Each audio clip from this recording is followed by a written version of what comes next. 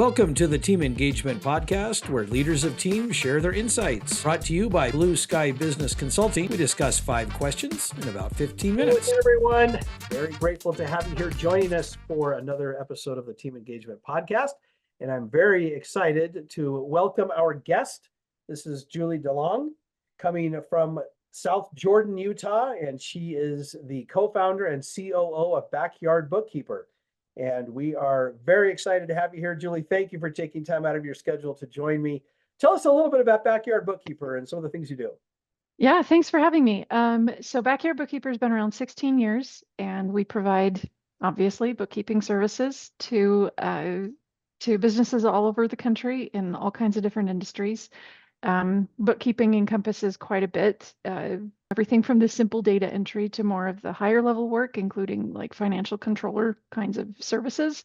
We also have a sister company that provides payroll, and our goal as a company is to kind of fill in the gaps in terms of the accounting needs of every business, whatever that looks like. And every business is different. So whether that's providing support to an existing in-house team or providing a complete outsourced solution, that's what we do.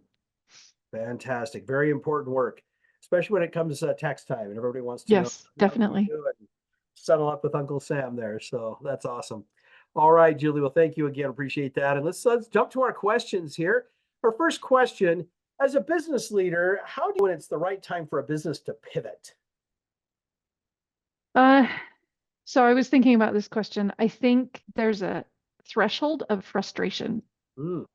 And when you hit that threat, and it's going to be, at least that's how I function, is there's a certain threshold of a certain level of frustration I'm able to tolerate when I hit that threshold, wherever it is. And I don't really know how to define it, but when I hit that threshold, I know something's got to give.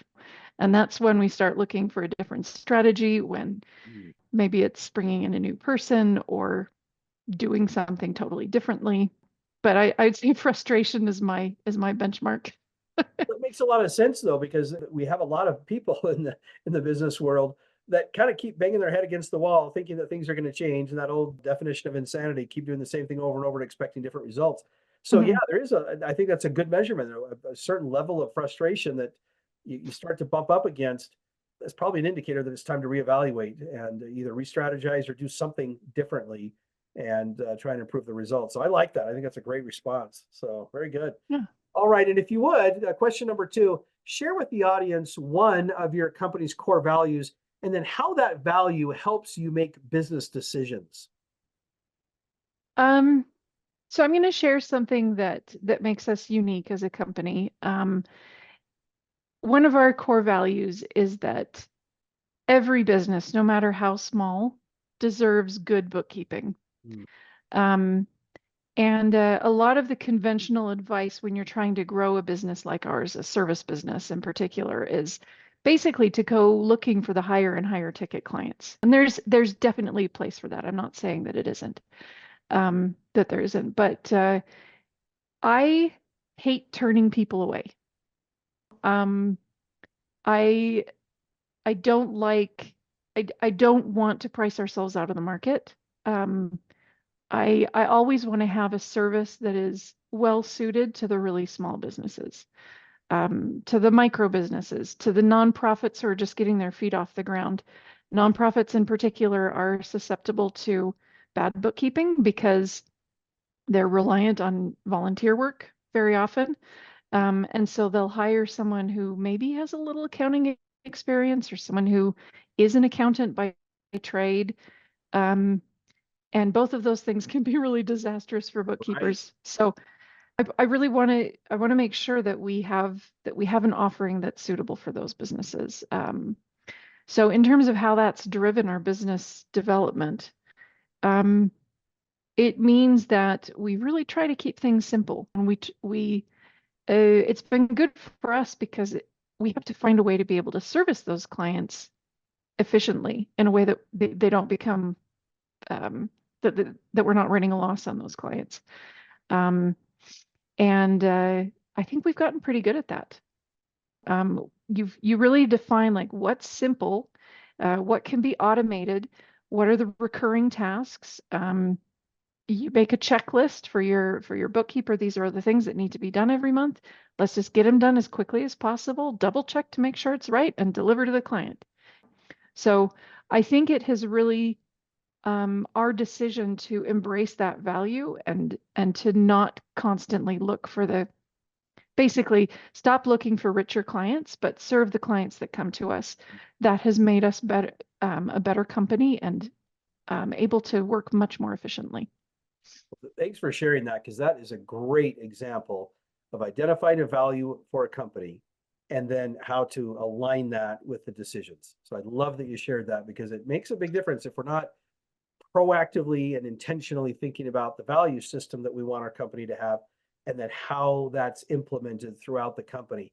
But just the idea of excellent bookkeeping, doing excellent work for all companies, regardless of whether they're the nonprofits, small, big, micro, whatever. You kind of talked about all of that. But I really like that's a great example. I really like that. So thank you, Julie. I think that was well said. Question number 3, what's one tip that you have for leaders to find and then hire talent?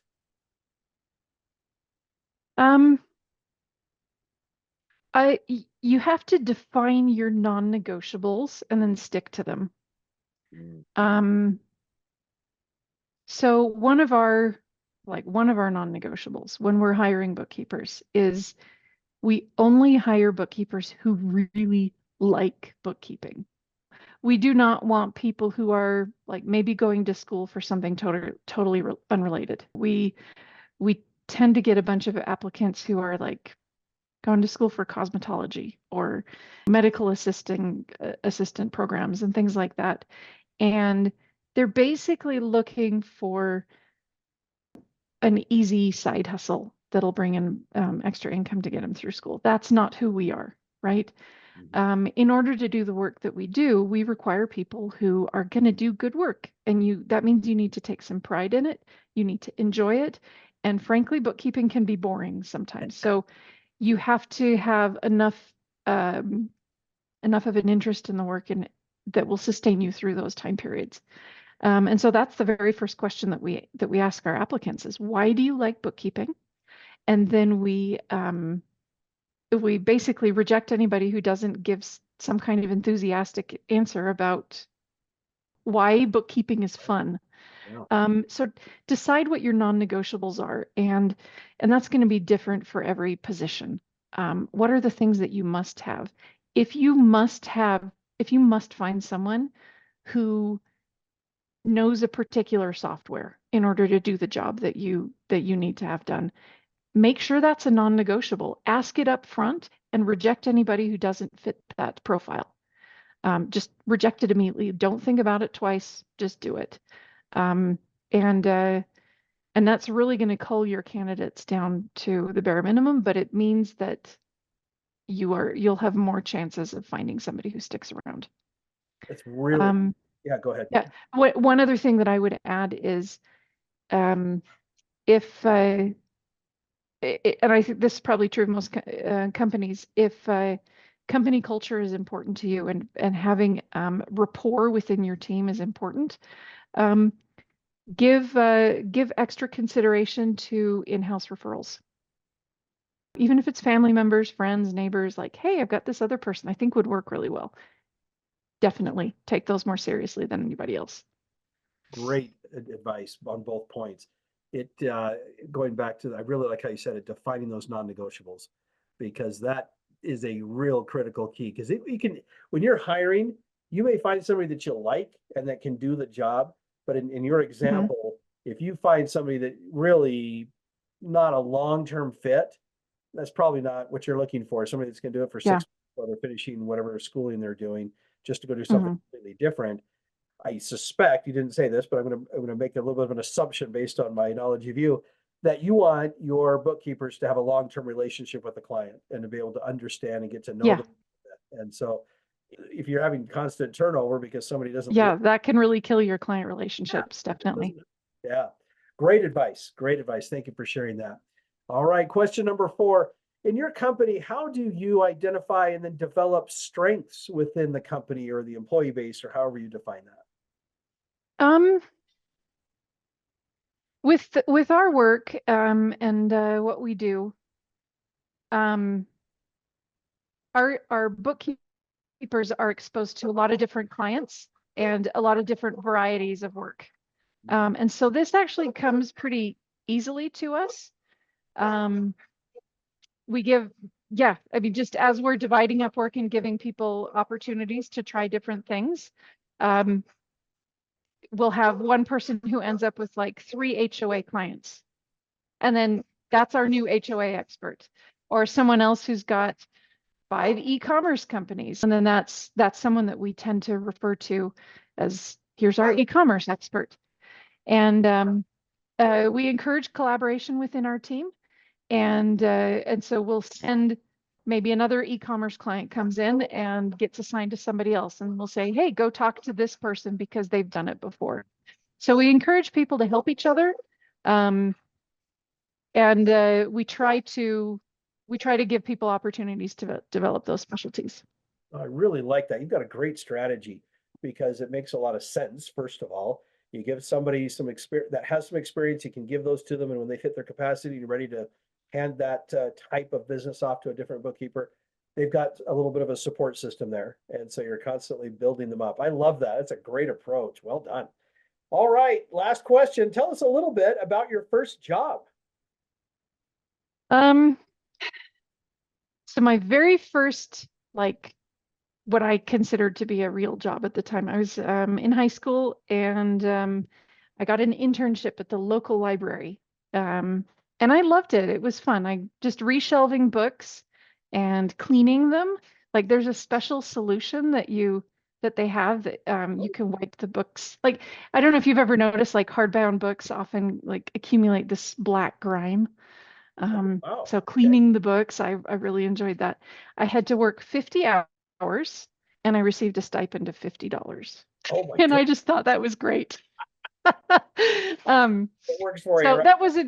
that wasn't a real job. So I'll mention one more. My first job out of college was office management, and that was the job where I really learned to love bookkeeping. It was my first exposure to bookkeeping, and I just learned QuickBooks on the job and realized that my boss was doing things kind of weird. And in retrospect, I know exactly what I would have needed to do to fix it at the time. I still remember all those little mistakes that I could have done better at. But she was old school. Like, so when she ran payroll, I was the only employee. She didn't want to pay for like the payroll subscriptions and the automated solutions.